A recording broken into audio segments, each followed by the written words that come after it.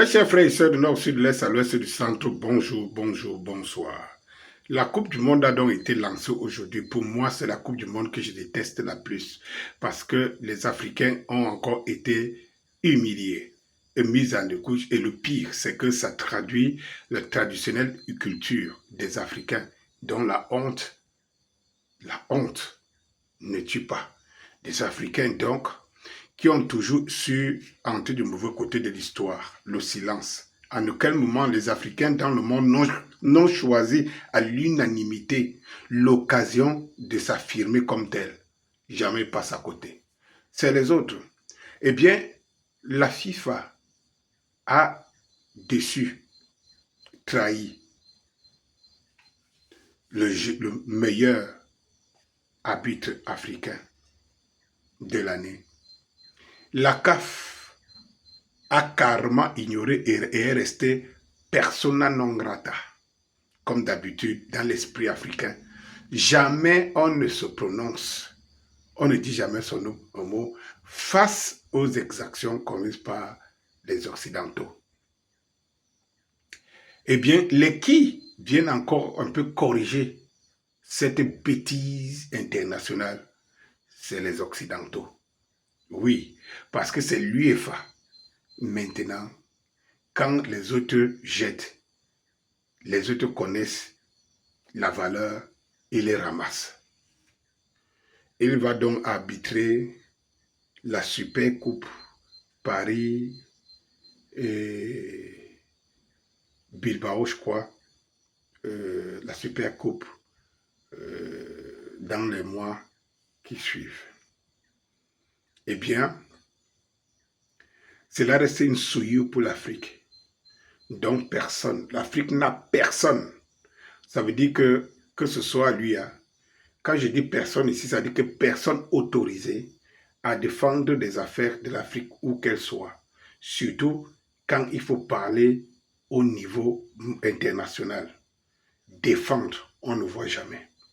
C'est vrai qu'aujourd'hui, on a des Africains que touchés dans leur chair, parce que je suis sûr d'une chose, c'est que ça serait un Burkinabé. Le président Ibrahim Traoré aurait pris la parole. Ça serait même un Sénégalais, Sonko aurait pris pas Doumaï Faye. Ça serait un Malien, il aurait pris. Ça serait Nigérien. Ça serait quelques-uns quand même en Afrique. Mais le problème, c'est que l'Afrique tarde encore à être un continent soudé. Où ce qui se passe chez le voisin me concerne directement parce que les Occidentaux défendent leur peau. Ils défendent leurs valeurs.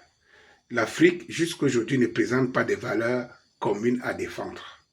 Et c'est cela qui se voit. C'est tellement malheureux que j'ai vu la Somalie, vous avez vu ça, c'est dans un stade somalien, comment il a accueilli. Depuis l'aéroport, comment il a accueilli. Trump l'a quand même rendu, et les Américains l'ont rendu 1 euro. Ils pensaient que c'est au niveau de l'arbitrage qu'il est, tout simplement, mais on dit souvent une chose. Tant que la cloche de Dieu n'a pas encore sonné, ou la cloche d'Allah n'a pas encore sonné, ne dis pas que ta fin est venue. Oh oui, il ne pensait pas qu'il deviendra aussi célèbre qu'il est maintenant, au point d'arbitrer une finale de l'UEFA. Et je peux vous dire une chose, c'est que c'est la FIFA qui prend un coup dur et l'UEFA prend les points, puise les points auprès de la FIFA. On ne sait pas ce que les lendemains nous diront, mais ce qui est sûr, c'est que cette histoire laissera forcément des séquelles.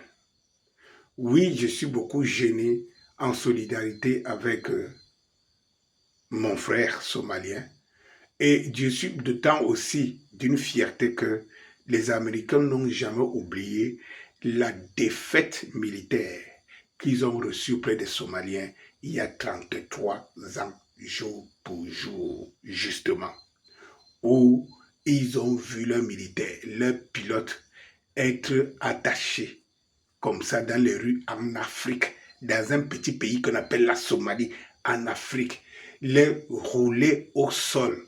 La mort était atroce. Et ça, les Américains ne se sont jamais sentis humiliés de ce genre. même au Vietnam, ils ne se sont jamais vus humiliés, encore pire, par un petit pays en Afrique.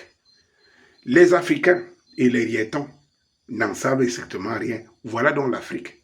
Comment ils peuvent comprendre ce qui est arrivé à ce jeune arbitre, alors que c'est des gens qui passent le temps dans les faits divers, dans les réseaux sociaux.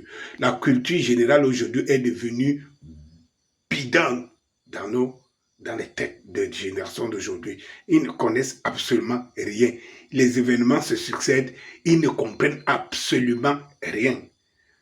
Vous deviez en être fiers, célébrer, montrer la solidarité africaine à travers ce jeune arbitre.